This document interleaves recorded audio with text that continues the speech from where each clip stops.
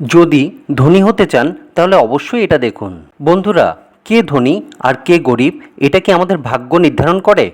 কোনো মানুষ কি জন্ম থেকে গরিব হয়, নাকি তার চিন্তাভাবনা আর তার সিদ্ধান্ত তাকে গরিব করে রাখে? বেশিরভাগ সময় মানুষ তার গরিব হওয়ার দোষ ভাগ্য এবং ভগবানের উপর দেয়। কিন্তু সত্যি কি ভাগ্য সমস্ত কিছু ঠিক করে? দারিদ্রতা কোনো ভাগ্যের খেলা নয়। দারিদ্রতার সমাধান আপনার নিজের মধ্যেই। দারিদ্রতা হলো আমাদের চিন্তাভাবনা এবং আমাদের কর্মের পরিণাম। 5টি নিয়ম মেনে চললে আপনি ধনী হতে পারবেন এবং আপনার জীবন বদলে যাবে। 1. দারিদ্রতা থেকে বেরিয়ে আসার প্রথম নিয়ম হলো আপনার চিন্তাভাবনাকে বদলাতে হবে। যতক্ষণ পর্যন্ত আপনি আপনার চিন্তাভাবনাকে বদলাচ্ছেন না, ততক্ষণ পর্যন্ত পৃথিবীর কোনো শক্তি আপনাকে বদলাতে পারবে না, আপনাকে ধনী করতে পারবে না। ধনী ব্যক্তিরা সবসময় নতুন নতুন সুযোগ খোঁজে। তারা তাদের পরিশ্রম সঠিক দিশায় লাগায়।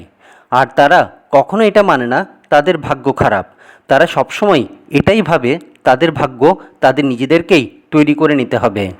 ধনী লোকেরা সবসময় শেখার চেষ্টা করে এবং নিজেদেরকে আরও উন্নত করে। 2. দায়িত্ব নেওয়া এবং বাহানা করা বন্ধ করা।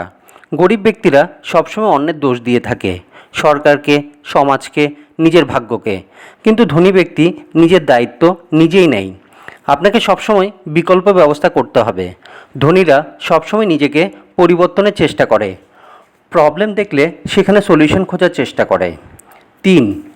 ধনকে অর্থাৎ অর্থকে সঠিকভাবে ব্যবহার করা উচিত। বেশিরভাগ গরিব লোক যা ইনকাম করে তা খরচ করে ফেলে অথবা কোনো ফালতু জিনিসে লাগিয়ে দেয়। ধনী ব্যক্তিরা অর্থকে সঠিক জায়গায় বিনিয়োগ করে। তারা জানে কিভাবে অর্থ দিয়ে অর্থকে বাড়ানো যায়। যদি আপনি অর্থকে সঠিক জায়গায় বিনিয়োগ করেন তাহলে অর্থ বাড়বে।